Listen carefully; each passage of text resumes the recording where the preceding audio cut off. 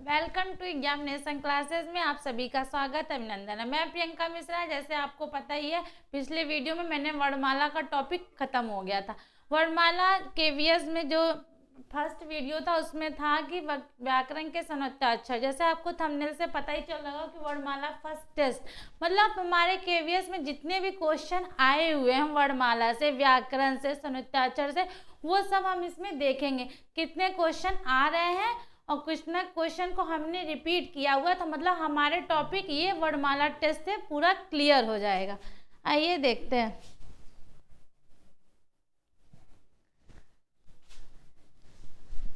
पहला क्वेश्चन देखिए, पहला क्वेश्चन है कौन सा कथन सत्य है। अब हमें देखिए अंडरलाइन करना पड़ेगा क्योंकि हमें ये देखना है इसमें पूछा कौन सा सत्य है, तो हम यहाँ पे अंडरलाइन कर लेते हैं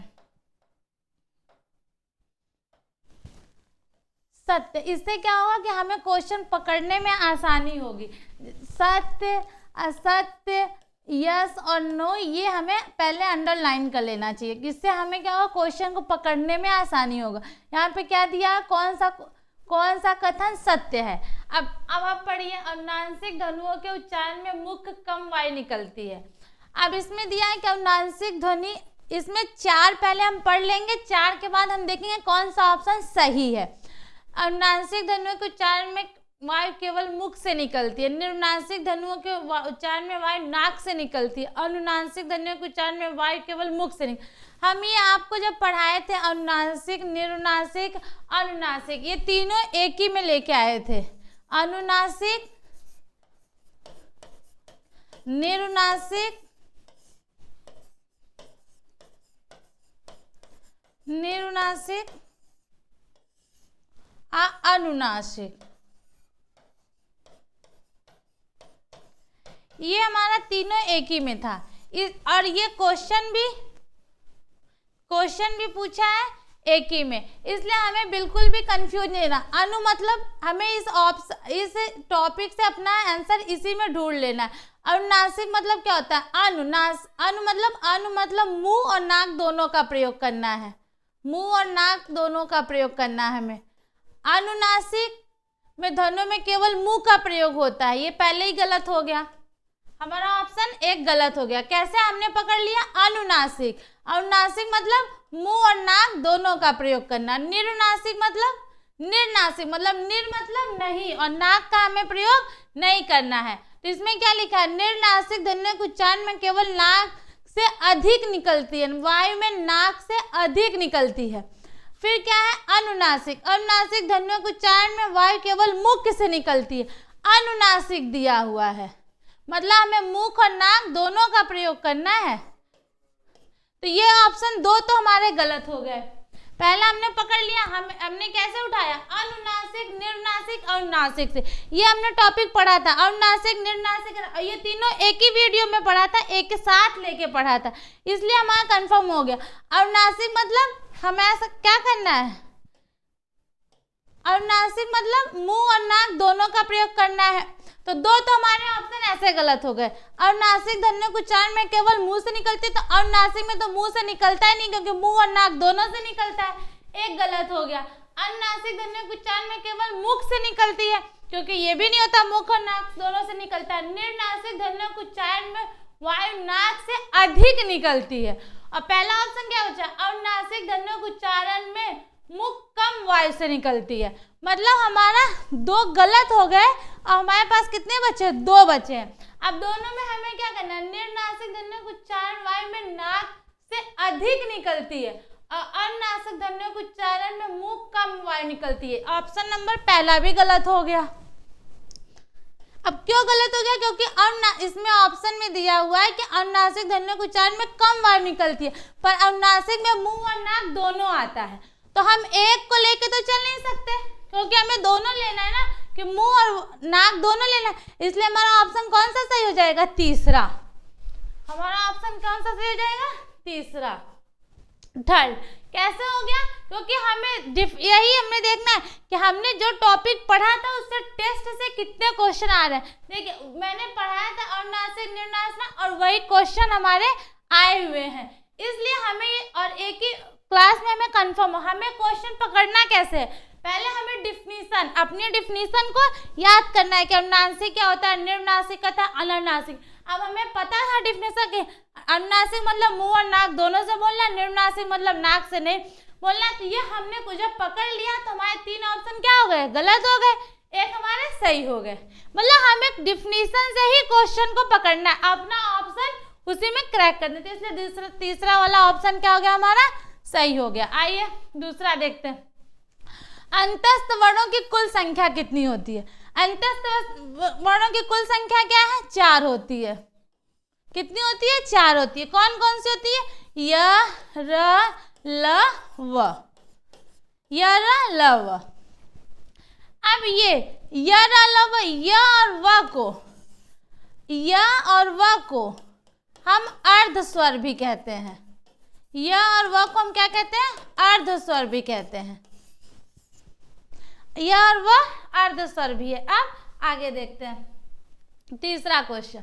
तीसरा क्वेश्चन क्या है, हिंदी वर्णमाला के अनुसार सबसे बाद में आने वाला वर्ण है। मतलब हिंदी वर्णमाला के अनुसार सबसे बाद में कौन सा आता है, अ, री, ए, अ। ठीक है, अब हमें वर्णमाला तो पता ही होगा, वर्णमाला में 52 अक्षर होते हैं। अब 52 में क्या, 11 स्वर, 33 व्यंजन, अनुस्वार, अयोग व ये सारे आ जाते हैं। तो वर्णमाला के अनुसार सबसे बाद में आने वाला वर्ण है। अब सबसे बाद में क्या है, आ, ये तो पहले ही आएगा। ठीक है, ये भी हमारा पहले आएगा, ए भी सबसे बाद में क्या आएगा, री आएगा। इसलिए हमारा दूसरा वाला ऑप्शन क्या हो जाएगा, सही हो जाएगा। ठीक, आगे चौथा क्वेश्चन, ऐसे वर्ण जिनका योग स्वर एवं व्यंजन दोनों में नहीं होता है। स्वर और व्यंजन दोनों में नहीं होता है, इसे हमें क्या करना है, हेडलाइन से पहले बना लेना। अब पूछा है स्वर और व्यंजन में नहीं देता, ये मोस्ट इंपॉर्टेंट क्वेश्चन हो गया।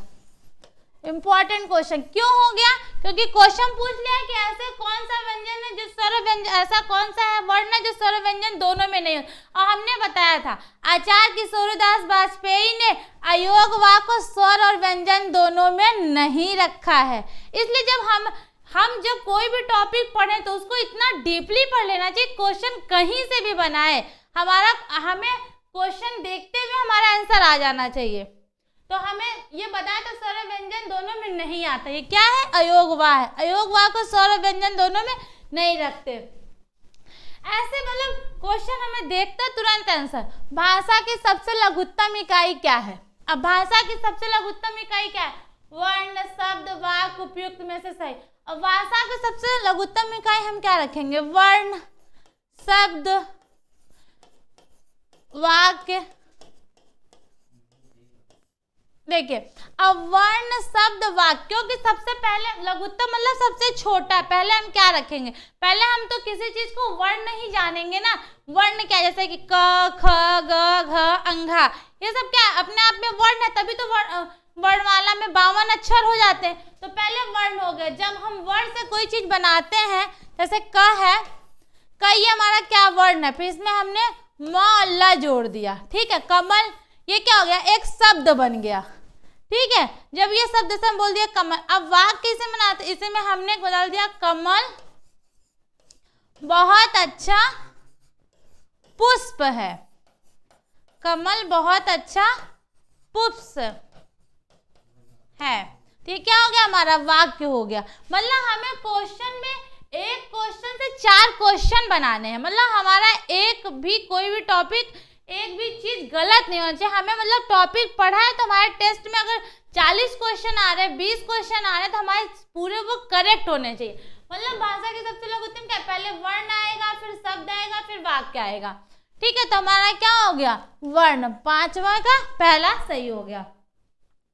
अब छठा देखेंगे, निम्न में से इस पर संघर्षी वर्ण नहीं है। हमने पहले बोला है जो चीज नहीं है और है उसको हम पहले अंडरलाइन कर लेंगे, उसको हम पहले देख लेंगे कि कौन सा है कि नहीं है, उसके बाद हम दूसरा देखेंगे। अब स्पर्श संघर्षी, स्पर्श संघर्षी क्या, अब स्पर्श में कितने आते हैं, स्पर्श व्यंजन कहाँ से आते हैं, क से लेके म तक 25। ये 25 व्यंजन जो होते हैं ये हमारे क्या होते हैं, स्पर्श व्यंजन होते हैं। ठीक है, अब क से म तक, ठीक है, हमने ये देख लिया। अब हम देख रहे हैं क से म तक में क्या देख रहे हैं, चारों ऑप्शन है, च छ ज झ ढ, ये चारों क से म तक आते हैं। पहला तो ये हो गया हमारा। अब दूसरा पूछा है संघर्षी। अब संघर्षी क्या है? अब संघर्षी तो हमें पता ही है ना कि 4 होते हैं, संघर्षी हमें पता ही 4 होते हैं, तो इसमें कौन सा ऑप्शन सही हो जाएगा? ज, ठीक है। अब आगे देखते हैं 7वां, हिंदी में अयोग व वर्ण कुल की संख्या कितनी होती है? अब हम देखो इसमें चारों ऑप्शन दिया है, इसमें अंतस्थ व्यंजन कितने होते हैं ये भी ऑप्शन दिया है, व्यंजन होते हैं 33 होते हैं ये भी। अब हमें पता रहेगा कि योग वाक कितने होते हैं, तब तो हम टिक लगाएंगे। कितने होते हैं? 2 होते हैं। कौन कौन से? अंग और आहा। इसलिए हमें हर एक चीज को अच्छे से देखना है और ध्यान में। ये देखिए, संधि पर आधारित संयुक्ताक्षरों की कुल संख्या।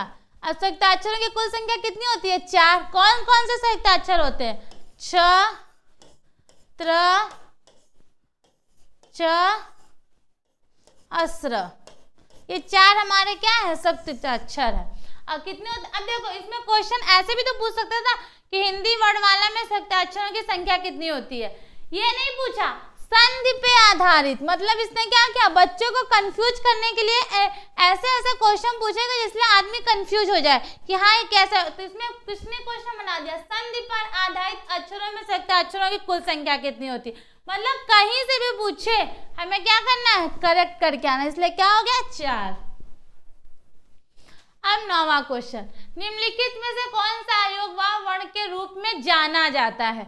अब इसमें क्या पूछा? अयोग व वर्ण के रूप में जाना जाता है। अब अयोग व, अब ये अपने आप में एक अच्छा क्वेश्चन है। अब इसमें देखिए अल्प प्राण भी दे दिया, उसमें भी दे दिया, विसर्ग भी दे दिया, सघोष भी दे दिया। अब अयोग व के रूप में जाना जाता। अब हमें पता है कि अयोग व क्या है? अ है और आ है। अब विसर्ग अयोग व के रूप में जाना जाता है। सघोष तो होगा नहीं। सघोष क्या होता है? हमने पढ़ा था सघोष और अघोष, सघोष और अघोष पढ़ा था। तो सघोष अघोष क्या है? ये पहला, दूसरा, तीसरा, चौथा, पांचवा, ये कहाँ से शुरू होता है? क से। तो ये ऑप्शन हमारा क्या हो गया? गलत हो गया तुरंत। अब बचा उसमें व्यंजन। उसमें व्यंजन कितने होते हैं? 4 होते हैं। स, ह, ये जो हमारे हो गए ये भी गलत हो गया। 2 ऑप्शन हमारे कट गए। अब बचा क्या? अल्प प्राण। अल्प महाप्राण में हमने क्या पढ़ा था? पहला, दूसरा, तीसरा, चौथा, पांचवा। पहला, तीसरा, पांचवा मतलब विषम संख्या। विषम संख्या क्या है? हमारा अल्प प्राण है। तो हमारा ये भी ऑप्शन क्या हो गया? रॉन्ग, मतलब राइट हो गया।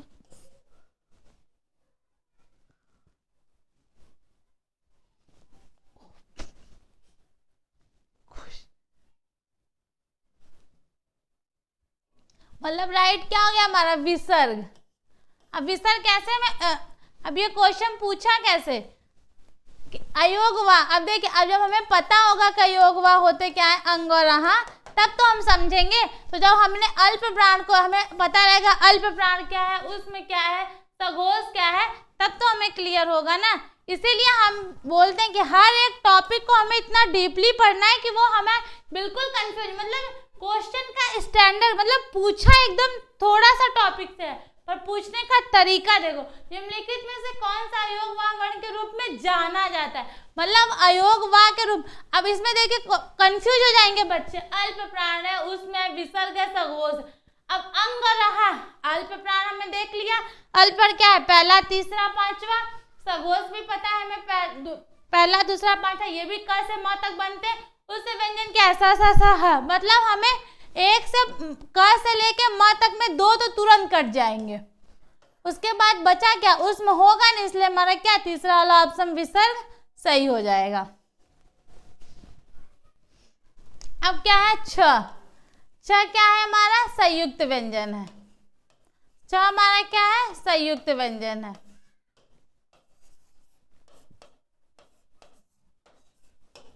अब ये किन 2 वर्णों से मिलकर बना है? अब हमें पता है कि इसमें देखिए 4 ऑप्शन दिए, 2 तो अपने आप में गलत हो गए। ये 2 हमारा गलत हो गया। क्यों गलत हो गया? क्योंकि यहाँ पे छ दिया है छतरी वाले, यहाँ पे घ घड़ी, ये वाला होना नहीं है। ये कौन सा है? मूर्धा सा होना है। एक मूर्धा सा होना, इसे हम क्या कहते हैं? मूर्धा सा भी कहते हैं। ये हमने पहले पढ़ा था। 3 सा होते हैं हिंदी में। कौन कौन से? तालव्य सा, मूर्धा सा और दंती सा। ये हमारे 3 सा होते हैं। तालव्य सा, मूर्धा सा और दंती सा।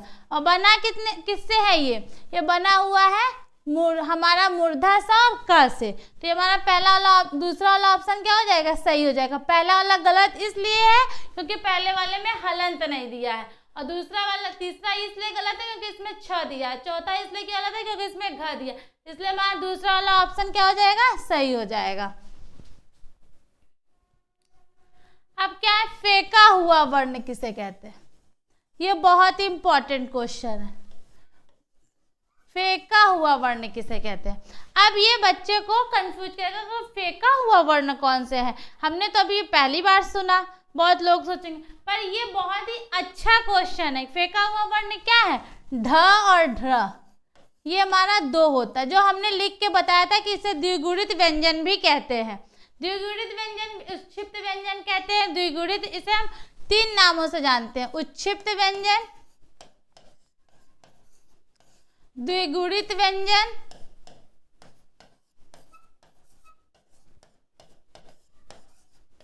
ये हमने पढ़ा था। द्विगुणित इसे क्यों कहते हैं? क्योंकि इसे 2 बार मोड़ने पे बनता है। ऐसे किया हमने, ट बनाया, फिर इसको ऐसे कर दिया, फिर यहाँ पे मैंने ट बनाया, फिर नीचे कर दिया, इसीलिए इसे हम इसे द्विगुणित व्यंजन कहते हैं। और यही क्या है? हमारा फेंका हुआ वर्ण है।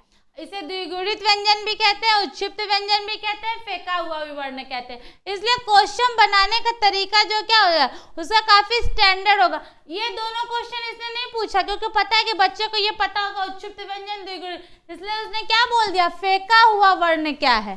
तो फेंका हुआ वर्ण क्या है हमारा? ठ और ढ। ठीक। अब ये ए का उच्चारण स्थान क्या है? ए का उच्चारण स्थान क्या है? अब हमें कैसे पता चलेगा कि ए का उच्चारण स्थान क्या है? जब हमें उच्चारण स्थान के बारे में पता, क्योंकि जब हमने देखा था स्वर और व्यंजन के उच्चारण स्थान, उसमें ये टॉपिक है स्वर और व्यंजन। मतलब इसने क्या किया? व्यंजन से नहीं पूछा, स्वर से पूछा, क्योंकि बच्चे ज्यादातर क्या करते हैं? स्वर व्यंजन के बारे में उच्चारण स्थान पढ़ते हैं और स्वर के बारे में नहीं पता रहता। और हमें पता है ये ए क्या है। अब इसे हम तोड़ेंगे। ए तोड़े थे हमने, ए और ए 2 तोड़ा था, तो ए किससे बन के बना है हमारा? ए हमने तोड़ दिया तो हमारा अ मिला और हमारा प्लस ई मिला। और हमने यही चीज बताया था, ए हम जोड़ेंगे तो अ प्लस बड़ी ई नहीं कर देंगे, इसलिए हमारा क्या हो जाएगा? गलत। ए करेंगे तो अ प्लस ए कर देंगे, इसलिए क्वेश्चन पूछने का स्टैंडर्ड काफी अच्छा है। ए हम करेंगे तो अ प्लस ई से मिलकर बनेगा, और ए कर देंगे हमारा ए, तो ये हमारा क्या हो जाएगा? अ प्लस ए से मिलकर बनेगा। मतलब हमें यहाँ बड़ी ई नहीं कर देना है, अ प्लस ई करना है। इसलिए हमारा अब आ हमें पता ही है, अ किससे बोला जाता है? कंठ से। और ई किससे बोला जाता है? तालु से। बस हमें क्या करना है? शब्द को तोड़ना है, और तोड़ने के बाद उसको अब हमें जब पता होगा कि अ किस 2 वर्णों से मिलकर बना है, तब तो हम यहाँ पे सही कर पाएंगे। हमें पता ही नहीं होगा, हम कंफ्यूज हो जाएंगे। इसलिए हमारा क्या हुआ? दंत तो गलत हो गया, तालु तो सही है इसमें, पर दंत क्या हो गया? गलत हो गया। अब दंत ओष्ठ दिया है, तो जब दंत गलत हो गया तो ओष्ठ तो बोला नहीं, क्योंकि हमें पता चल गया ना, ए हम तोड़ेंगे तो किससे बनेगा? अ प्लस ई। अ प्लस ई, आ हमारा क्या हो गया? कंठ हो गया, और ई हमारा क्या हो गया? तालु हो गया। तो कंठ और तालु, मतलब तीसरा वाला ऑप्शन सही हो जाएगा। इसलिए हमें हर एक चीज को तोड़ के देखना है। ये नहीं कि हमने ए देख लिया तो कैसे, ए जब हमें पता रहेगा कि किन 2 वर्णों से मिलकर बना है, तब तो वो सही होगा। जब हमें पता नहीं रहेगा किससे मिलकर बना है तो हम कैसे करेंगे? इसलिए हर एक चीज को तोड़ के उसके बाद उसका उच्चारण स्थान हमें देखना पड़ेगा, और व्यंजन के साथ साथ स्वर को भी देखना पड़ेगा। इसलिए हम ये जो हमारा 13 क्वेश्चन का सीरीज था, ये 13 क्वेश्चन का जो सीरीज था, ये अपने आप में बहुत, ये 13 से 26 क्वेश्चन इसमें बन जाते हैं, क्योंकि हर एक अब जैसे पूछ लिया ए, एक कंठ और ताल। अब इसी में पूछ लेता अ का उच्चारण स्थान, अ का क्या हो जाता है कंठ हो जाता है, ई का पूछ ले तालु, मतलब एक ही क्वेश्चन में 3-4 क्वेश्चन हमारे बन जाएंगे। ये हमारा रहा वर्णमाला का पहला सीरीज। ठीक है, अब अगला हम इसमें आज 13 क्वेश्चन देखे। अब नेक्स्ट वीडियो में फिर हम वर्णमाला का 15 से 20 क्वेश्चन देखेंगे, जिसलिए कि हमारा वर्णमाला का टॉपिक कहीं से भी पूछे हमारा वो क्लियर हो जाए। ठीक है, थैंक यू सो मच।